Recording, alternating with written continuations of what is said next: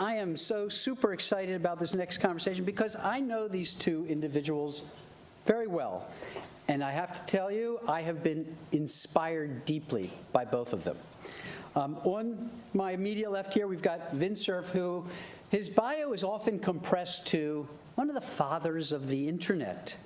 But if you've ever actually read this guy's bio on Wikipedia, you would know why that is such a gross understatement. Few people on the planet have had such a distinguished career in science, in public policy, and in working for the greater good of humanity. Let me recommend you all to take a look at it, because for me, it is a study of what true leadership should be. So it's an honor to have you here, Vint. I have to, in the interest of full disclosure, he is also not only the father of the internet, but he is one of the fathers of the PeaceTech Lab, because 7 years ago, when we first proposed this idea, Vint got right behind it and really helped us get it off the ground. So thank you very much, and thanks for being here. Our other speaker here is Amar Bakshi. He's an individual whose vision for how technology should be used for peace building, I mean, you just heard it, and it led to the creation of the amazing portal that is out there in the atrium. And if you haven't been in the portal yet, make a point of going in there. It connects us with fellow peace builders in Afghanistan today, in Germany. Vint and I were talking to some young computer scientists in Iraq, Erbil, Iraq. There are, as you heard from Amar in the video, 39 of these around the world, and I know there are going to be many more of them. I'm certain of that, and I think you will be too. After you hear Amar and his vision, I was speaking with him on the phone the other day. This vision was so captivating. Honestly, I was driving in my car. I'm talking to him about how this idea started and where he thinks it's going, and I literally had to pull over because I was just so excited about what I was hearing, and I wanted to take notes because I was that inspired by that conversation.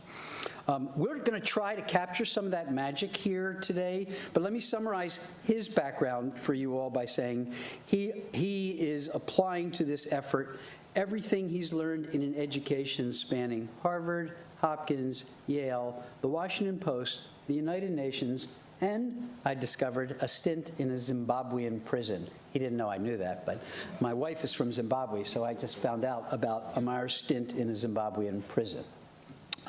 Okay, so, geez, after all that, are you sure you're not Vint's age, Amar?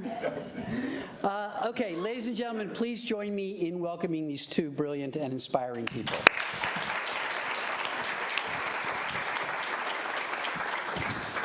All right, I'm going to sit right next to you. All right, that's good. Thank you very much. Is this working? Great. Okay. So, Vint, all morning here, we have been talking about technology's promise and technology's disappointments. So, let me ask you to take us back to those heady days when you and Bob Kahn were together working on the design of this thing called Internet working, if I remember correctly, and working on the first communications protocols, the TCP, IP. Give us a sense of what the two of you believed you were delivering to the world, and in fact, what you've seen. Well, first, before we do that, I just wanted to react to my time out in the portal for a second. It made me think of an author, E.M. Forster. And he's written many things, but one of the books he wrote was called A Room with a View. And you'll recall that the tagline of that was "Only Connect." And that's what this is all about. Okay, so back to Internet's origins. A long time ago in a galaxy, right? Far, far away. Remember that Internet came second. The first network that the Defense Department sponsored, data communications network, was called Arpanet. And Bob worked on that for a company called Bolt, Beranek and Newman. He was one of the key architects of the packet switches of that system. I was a graduate student at UCLA, and I worked with my colleague Steve Crocker on the host-to-host protocols for that network to make the underlying system support communication between disparate computers. So what we were focused on there is multiple time-sharing systems of different brands operating with very different operating systems and detailed hardware, 36-bit machines, 32-bit machines, 16-bit machines, to try to make them all communicate with each other over a single homogeneous network. When I went up to Stanford and Bob Kahn went to ARPA in 1972, he came up with the idea that we might be able to make this work with different kinds of packet switch nets in order to support command and control, in order to support the use of computers for command and control. So the idea was that if you could get computers into mobile vehicles and into ships at sea and into fixed installations and into aircraft, and if they were affordable and small enough, you might be able to put the computers wherever you needed them and then use them to help you with command and control. So it wasn't just a question of communication. It might be a question of being able to reach back through the network to some CONUS-based asset in order to do some computation to help you achieve your mission and objectives. Well, in order to do that, since the Arpanet was based on dedicated telephone circuits, and the tanks couldn't be connected that way because they run over the wires and break them, and the ships get all tangled up, and the airplanes never make it off the ground, we had to use satellite and radio communication. So Bob's brilliant insight is that we should build those as separate and distinct networks, not integrate the whole thing together with various different communication technologies, but make them separate networks. But that led to what we eventually call the internet problem. How do I hook them all together and make them look uniform? So we thought we were solving an engineering problem. We thought about whether it should be patented and decided that it shouldn't. It should be given away. We didn't know who our allies would be 25 years hence. We know they were different from 25 years before, and so we said we just have to give this away to everybody because we don't know who we're going to be friends with and not friends, so everybody has to have access to this. So our motivation was to give it away, tell people if you can build systems that work this way, they should interoperate. And we hoped that what would happen is that the system would grow in a very organic way when people took advantage of the designs that we offered. So that's what we were hoping would happen. And fast forward all these years, did you anticipate any of? I'll tell you the part that we anticipated the utility of the system. We could see that it had social consequences. We were already using email in 1971 with the Arpanet. We saw distribution lists as a social medium. All that stuff was there. Doug Engelbart's work with knowledge systems and document production and document sharing and hyperlinking and all that stuff was around in the 1960s and early 1970s. Frankly, what I didn't anticipate is what happens when you put the general public up on the internet. And what happens is that you get everybody in the general public, including people who do not have your best interests at heart. And so this absolutely, let's say, neutral platform can be abused, and it is being abused, and we see that now. And now the problem is, how do we deal with the abuse without destroying human rights? How do we suppress is probably too strong a word, but how do I diminish the harmful effects of internet and social media and everything else while harvesting the tremendous and visible advantages of the sharing of knowledge that we've already seen? That's the conundrum for today. Well, I'm not going to let you leave the stage without giving us some ideas of how you're going to answer that question. So while you're thinking about that, let me turn to Amar. He's going to solve that problem. That's right.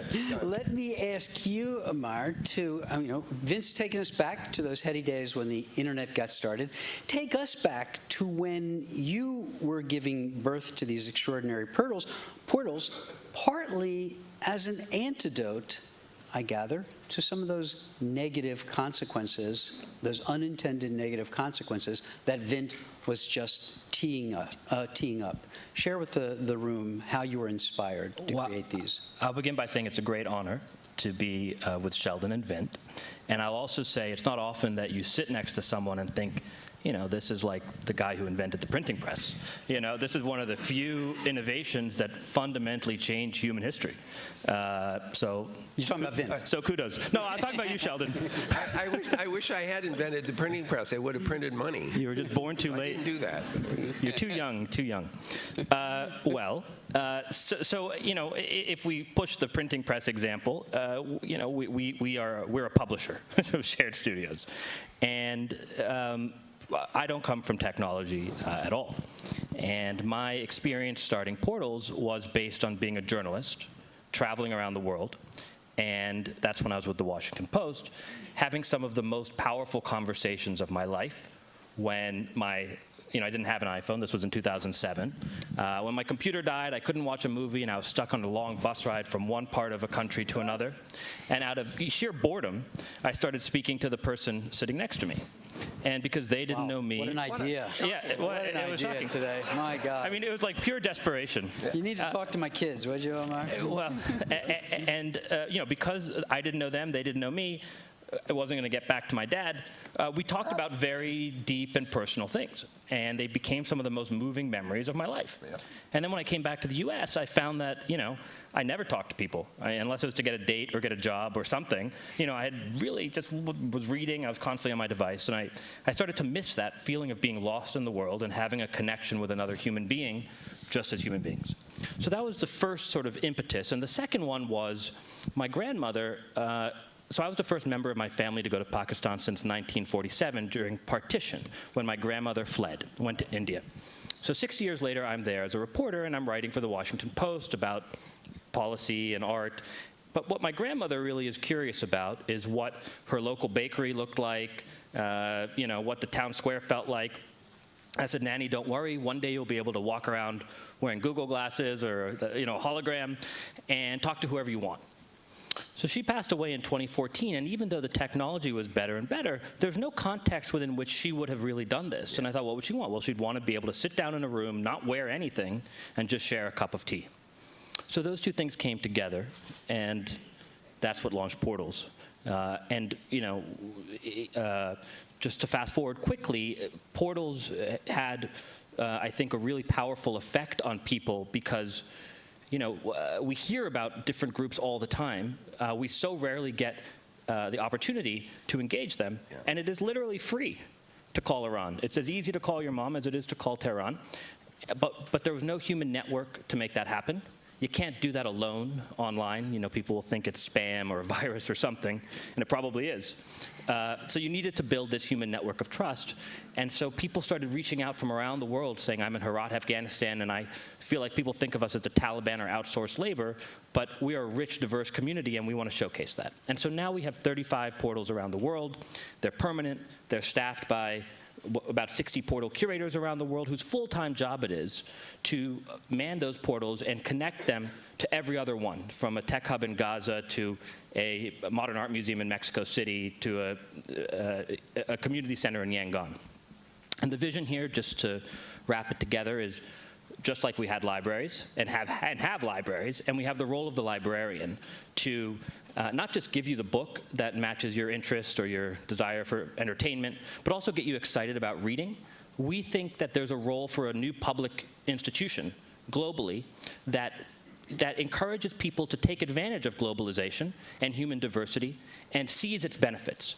And we think you similarly need that curator, because otherwise everyone will say, oh, I can just use Skype. Well, you don't, right? And there needs to be a community and a vision that encourages people to take advantage of this for really a whole host of reasons we can get into. Can I just jump in here for a couple of reasons? First of all, the design of the portal, at least the one I just sat in, is very important because it essentially hides all the technology, and you feel like you're just sitting across the way in a set of chairs talking to each other. The camera is hidden through a hole in the screen, and so you don't see that. It's not obvious like this one right here. That turns out to be important. It takes away the technology completely. This is just humans talking to humans. That's point number one. Second point, though, which is equally important, and it gets to this, how do I expand it? Once you've had that experience, and if you liked it, you can always do a follow-up. And so if there is an alternative, if you can use the internet, if you can get to FaceTime or Google video or what have you, you can continue the discussion through a different means. But at this point, you've already established a reason for doing that. Now, we can't get 7 billion people in the world connected that way. It would take us a long time and need more portals than you can afford. But the idea of getting that on the table as a concept and getting people more comfortable with it and then facilitating further expansion of that interaction is part of the story. So, wow, you couldn't have asked for a better description of what you've created there, Amar. And I love that phrase you used. You're really using technology to build a human network of trust. So that's one man's vision of the antidote to these unintended negative consequences that So you've the challenge we have is to make sure we can distinguish vision from hallucination. Thank you. And that really is quite a challenge, and sometimes it's hard to tell the difference. So far, it looks like you're winning. Not hallucinating. Well, I was just going to say, you know, I might not have the funding to put portals all over the world, but Google does. and that wouldn't be a Okay. hallucination. Well, you know, Chalk went up for It would be a Amar. drop in the bucket. Score. This is where you're supposed to drop the mic. Okay, but so let me turn to you, though, Vint, and ask, so one man's vision for how to amplify the power of the internet to promote peace building. How do you think about that today? What should we be doing to better use this incredible platform that you've created for connecting people rather than promoting harm and hatred? So, well, look, there's a lot of pieces to this story. Internet is just a part of a much broader range of technologies that we should be harnessing to achieve peace and prosperity. Right. But it does have a potential role. Earlier, Sheldon and I were talking a little bit about how you go about creating peace and maintaining peace, and one of the things you need more than anything is stability.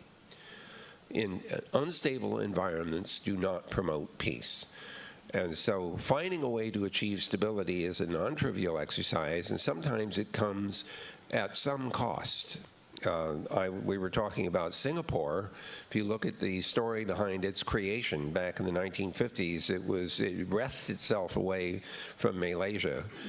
It starts out with a population whose GDP per capita was $500. The regime was authoritarian.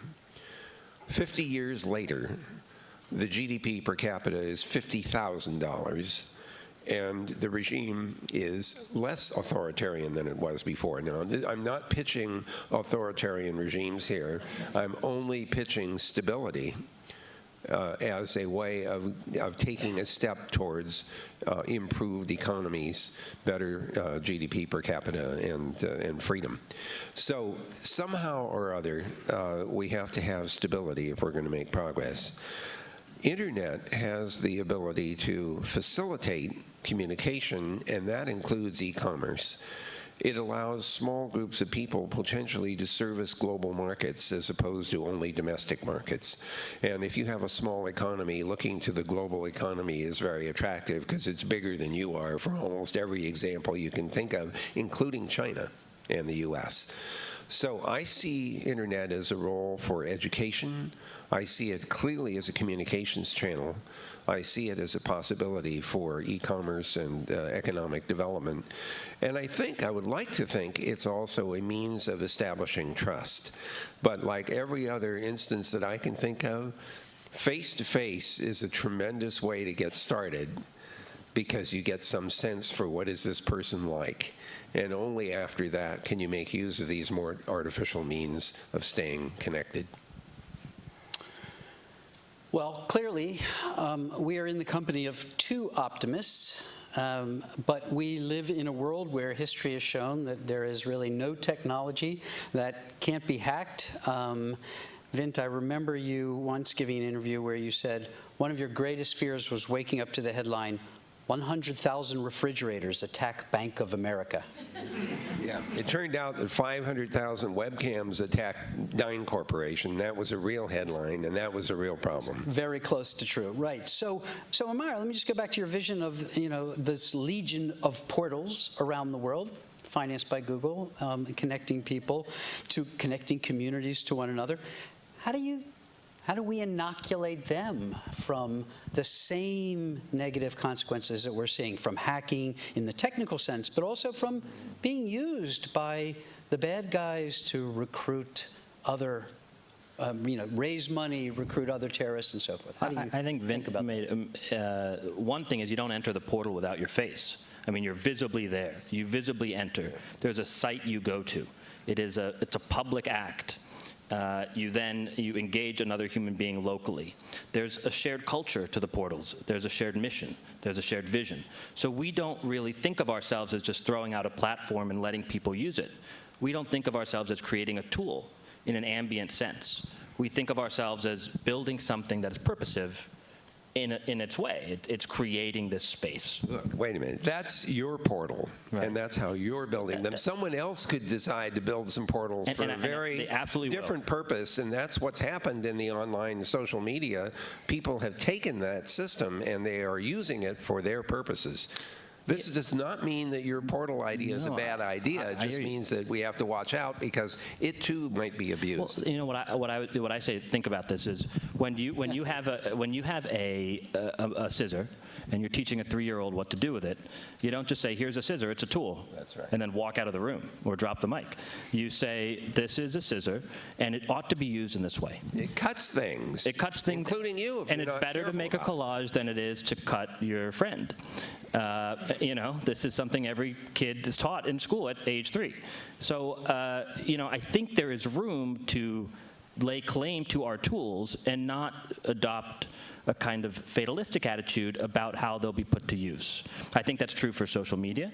I think that was true for Facebook. But okay, but not that this is a steer. But of course, people can use it in all of these other ways. And portals, it might not be used, but the same idea of full body video conference. I mean, we'll all have it, and it'll be used for everything, good and bad, one day. Well, that's what's happened with the internet, right? It's being used for all kinds of purposes, some of them nefarious. Right, and so I don't know if I don't see ourselves as addressing in that, because we're not putting this out, I mean, not yet at least, we're not putting this out as like a competitor to Cisco, I think what's important is to discover that this transparency is an issue here. The visible abuse of these systems is important to detect. And so we want these kinds of abuses to be visible so we can try to do something about it. You mentioned history, and because I know we only have a few minutes left, I feel compelled to tell this audience what Dean Kamen told me about Shimon Peres. Shimon Peres was an extraordinary statesman, prime minister, and served in other roles in Israel. And at one point, he believed that teaching people history was important so they didn't repeat the bad bits of history. Later, he told Dean Kamen that he was wrong and that teaching history was a mistake. Let me explain what Dean told me. He said the problem that Shimon understood is that young people don't get taught the same history. They get taught the history that their parents want them or their teachers want them to have. And sometimes that history reinforces all of the animosities that the history speaks of. And so suddenly realizing that just teaching history is not the right thing. You have to not teach history. You want to teach a vision of the future which is shared as opposed to a history which divides. Well, that's a reflection, and by the way, this is something many people in this room are quite familiar with, because the peace-building community has for a long time talked about the need for getting the history books not to reflect the conflict back into societies.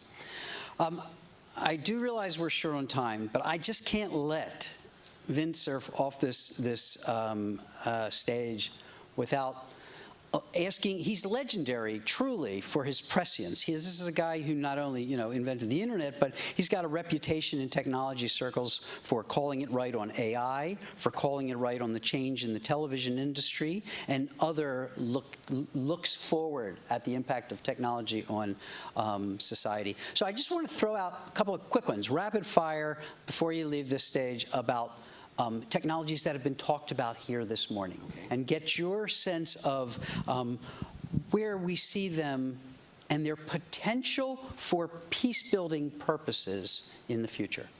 So let's start with blockchain. Just heard. Yeah. Well, okay. If it's Bitcoin and initial coin offerings, run away. On the other hand, we had a conversation earlier today, a short presentation about blockchain. I think the idea of facilitating transactions and doing so in a way that avoids fraud and abuse is actually pretty powerful.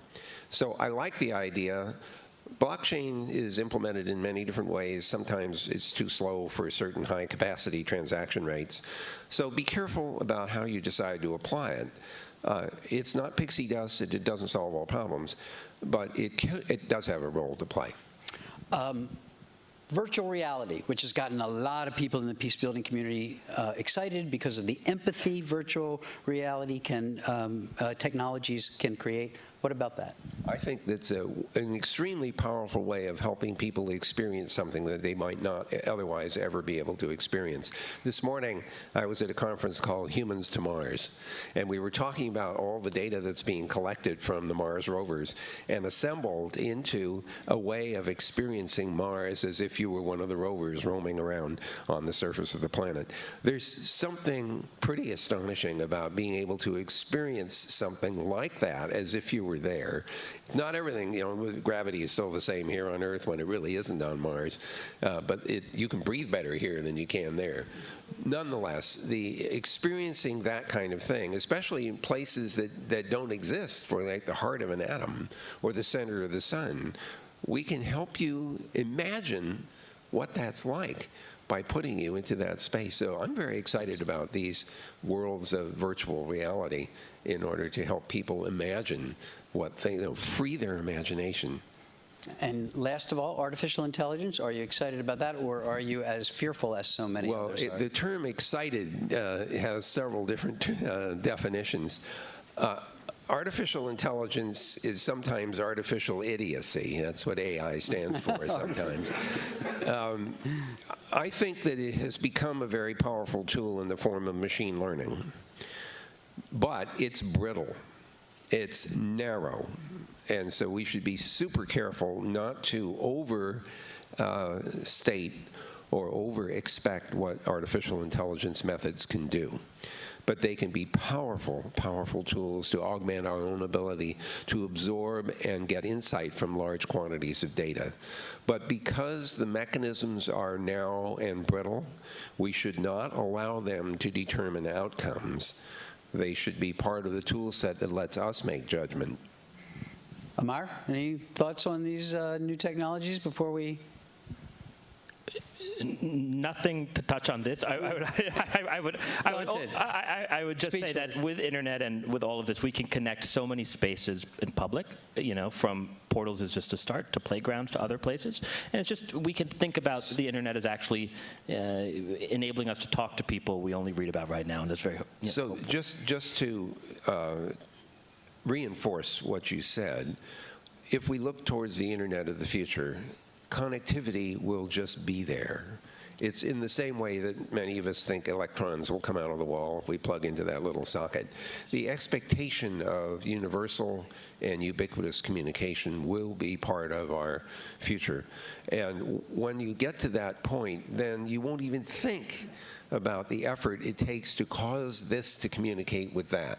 And we're already starting to see people who are designing devices that are programmable, not even thinking about the communication problem. Of course, well, we'll just do Wi-Fi, or we'll just do LTE, or something else. But just do that.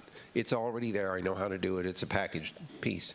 We're getting to the point where, in some parts of the world, that's a reasonable assumption. In the world of 2030, it will be universal. Ladies and gentlemen, we are officially out of time, but I've been given the high sign by our timekeepers that we could take 1 or 2 questions. So if we're fast, The problems are not the questions, it's the answers that take so the long. answers, yes, indeed.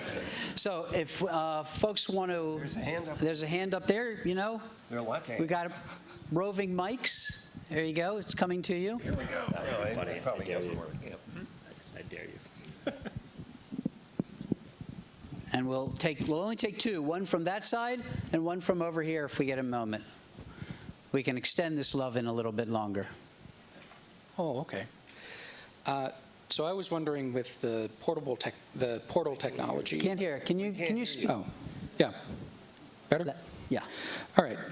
I was wondering about the portals technology, how portable it is, how easy it is to set up.